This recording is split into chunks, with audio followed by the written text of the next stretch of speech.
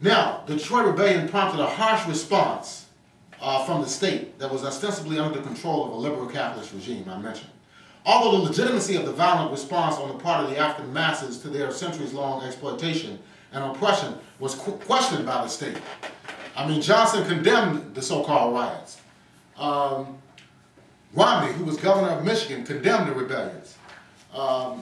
Kavanaugh, who was mayor of the city of Detroit, said it was the worst thing that had ever happened to the city of Detroit.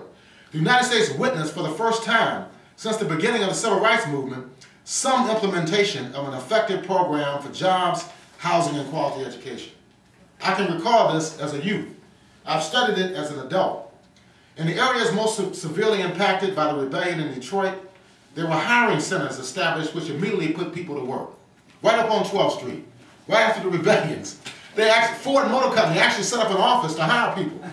And they actually hired buses to transport people from the city to where the factories were. And this was in response to the rebellion of 1967. They hadn't done this prior to that. You know, so don't tell me that the rebellions of the 1960s didn't have an impact. They did have an impact. They really did. So,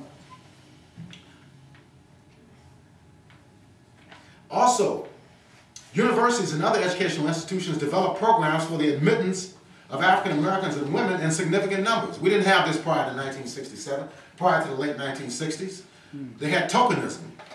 But in terms of real programs that let large numbers of people of color and women to get into these higher educational institutions, to move into certain neighborhoods, to move into certain areas in the labor market, was a result of the mass uprising of the people.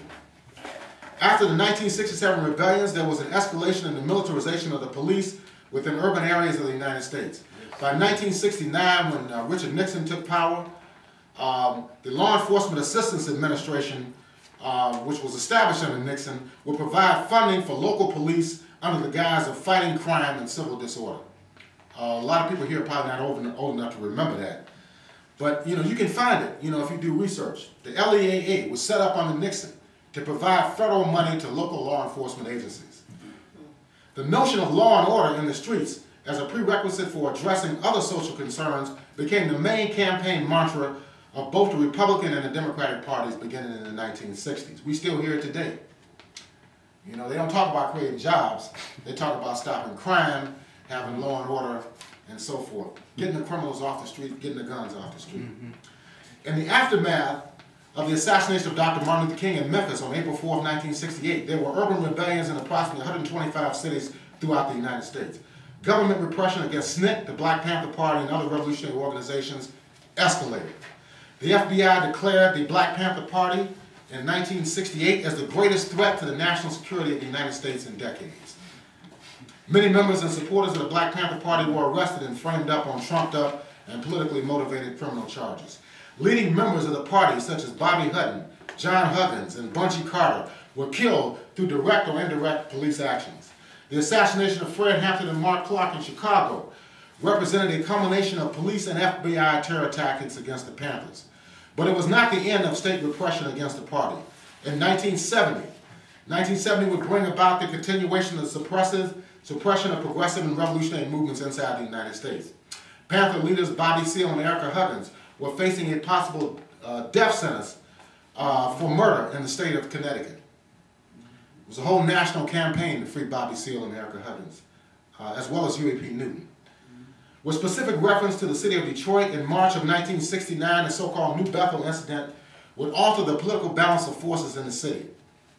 The Republic of New Africa was holding its first anniversary conference at New Bethel Baptist Church, which is located on the west side. The shooting of two police officers, white police officers, one fatally outside the church while the meeting was ending, provided the Detroit cops with an excuse to enter the building, firing their weapons at random. Surprisingly, no one was killed inside the church as a result of the police action. Detroit Judge George Crockett, the Reverend C.L. Franklin, and State Representative James Del Rio went to the jail where the people who were inside the church, and as well as passers-by, were being held without specific charges. Judge Crockett set up court, released all the people without charge with the exception of two people who were soon released afterwards. In response to the release of the people by Judge Crockett, the local police and the power structure in Detroit demanded retribution against Judge Crockett. who had served time even during the early 1950s for his work in defense of members of the Communist Party who were being prosecuted in the Smith Act trials.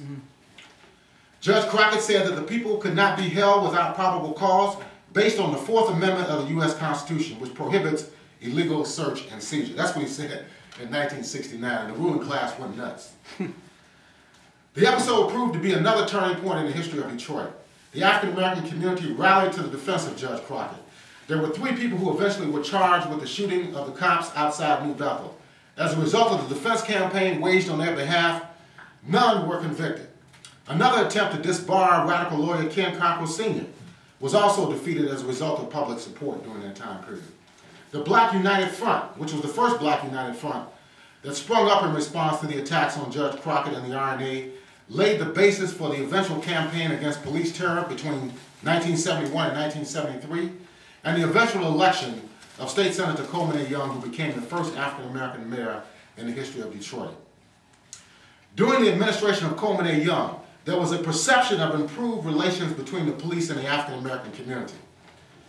A perceived improvement. In 1971, the administration of Roman Gribbs under Police Chief John Blackjack Nichols, a decoy unit was formed which became the catalyst for a citywide movement aimed at its abolition and the ascendancy of the first African-American administration to take control of local government in Detroit. Known as Stop the Robberies, Enjoy Safe Streets, STRESS, the police decoy unit burst on the scene in 1971 with the shooting deaths of numerous young African-American men under various suspicious circumstances.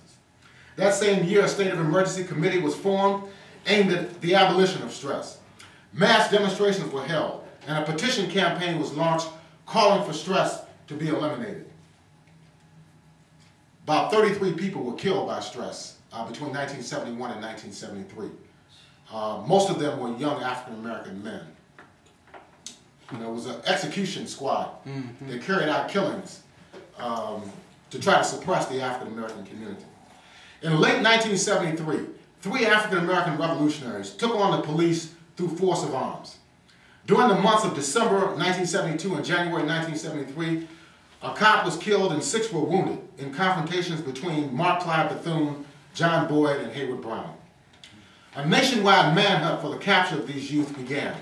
In Detroit, a police state of siege took place in the African-American community. Homes were raided without warrants in pursuit of Brown, Boyd, and Bethune. Eventually, Bethune and Boyd were killed by the police in Atlanta, where they had fled. Brown was captured and wounded by the Wayne State University police during the same time period, right down in the Cass corridor. The subsequent trial of Hayward Brown served as another rallying point for the African-American community.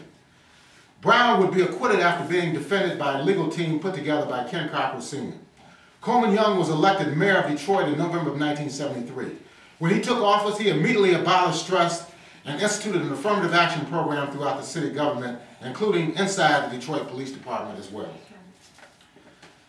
Now, nearly 2 decades later, after the election of Coleman Young to office in Detroit, the facade of improved police-community relations was shattered one fall evening on the streets of southwest Detroit. In fact, it should not have been a great surprise to the people of Detroit that Mollis Green, a 35-year-old African-American man, was beaten to death on November the 5th of 1992. People were aware of the heightening levels of police, corporate, and governmental repression being meted out against African-Americans, and other oppressed segments of society. However, no matter the degree of consciousness related to these facts of modern-day life, the cold-blooded murder of Green could have only evoked deep anger and profound outrage. In the subsequent months after the murder of Mollis Green, the city administration, New Detroit Incorporated and its surrogates, so-called community organizations, the mass media, and the academic establishment sought vigorously to put a cap on the vast reservoir of discontent with the ineffectiveness of local government and the indifference of national state structures emanating from Washington, D.C.